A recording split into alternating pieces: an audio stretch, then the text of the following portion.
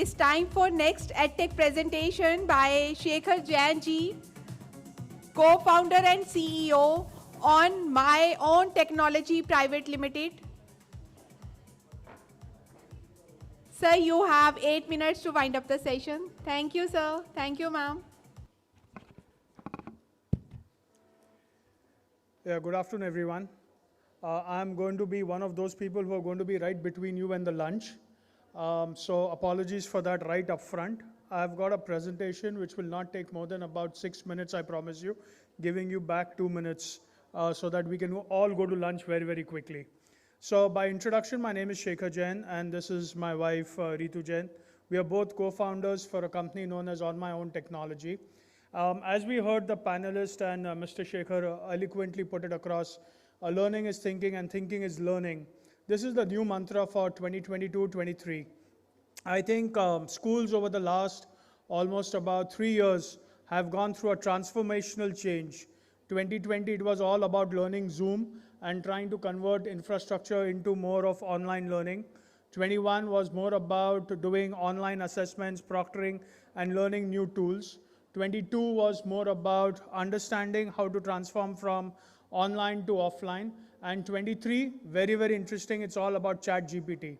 So let me just walk you through a small video that we've done, just in terms of how do we actually create an experiential learning for students, specifically from an adaptability and from a perspective of ensuring how learning is actually being adopted in some schools.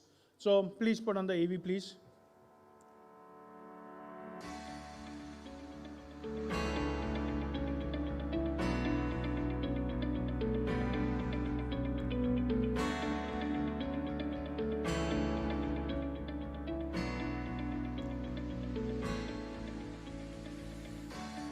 So this is where we actually see real learning coming through, more by acceptance as well as adaptability, real practical implementation of learning, providing this kind of learning in schools through innovation labs, 5 tech subjects being taught in schools across all grades, right from grade 1 to about grade 12.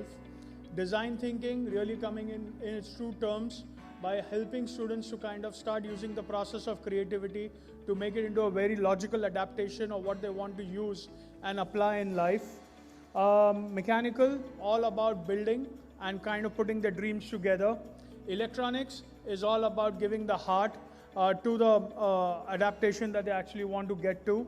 Learning different kind of formats of electronics and applying it while learning maths and sciences. Ability to then kind of create their own creations using various kinds of tools and components. Putting their entire mind into it by using the function of the heart of actually trying to make it as autonomous as possible. Trying to apply it and making it into various different projects, which then become solutions for the problems of real world. And then getting into more analytics, which we actually call as AI, machine learning, blockchain. Someone spoke about cybersecurity a couple of moments back, right? Protecting them. Providing kids materials into the school so that they can actually start using it with their hands itself. We heard a little bit more about users just being able to use a concept like 𝗟𝗶𝗹𝗲, which is going to replace Google very soon. But our students actually thinking and actually applying and learning more application-oriented learning is where we actually come into the space over here. This is how we actually execute in various schools, where students at their desks are actually learning this, are actually able to kind of get into different kind of projects, make these different projects and make them actually as live projects while talking about the science fairs, as well as working in, and these are various kind of demonstrations, working that students have actually done. When I actually talk about this, I also talk about how they actually do it in the real life projects. So whether it's participating in various competitions internationally, publishing their own research papers in various different cases, as well as kind of growing this entire process into real prototyping. This is one that a student from grade 6 has actually done, made a prototype for astronauts and got the first prize in NASA. So this is where OMOTEC really comes in and actually kind of makes it more experiential for schools as well as for their own students. What I'm going to do is take the next 2 minutes just to talk about a little bit about the curriculum that we actually offer in schools itself.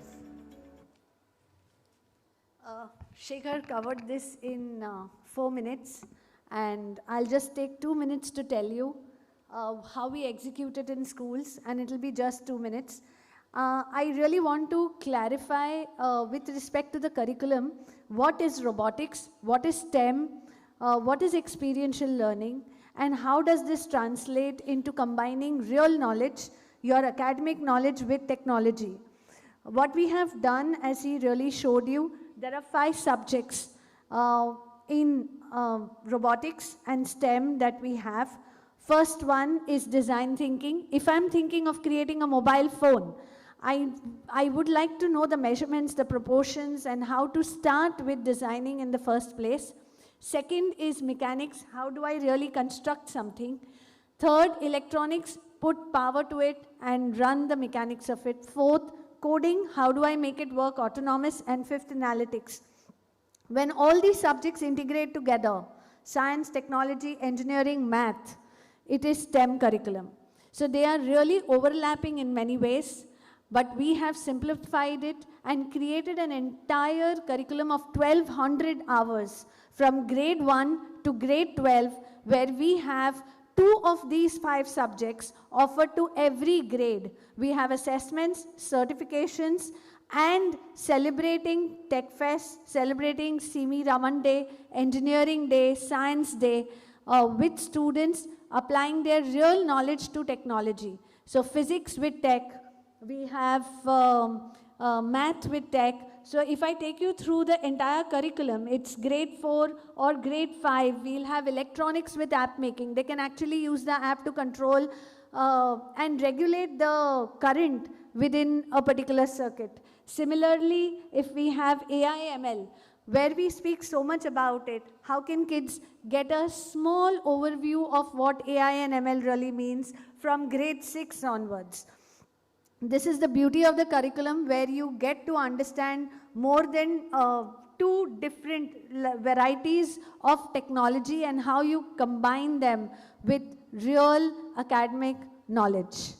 Thank you so much, and I hope we all learn to think and also think to learn. Thank you.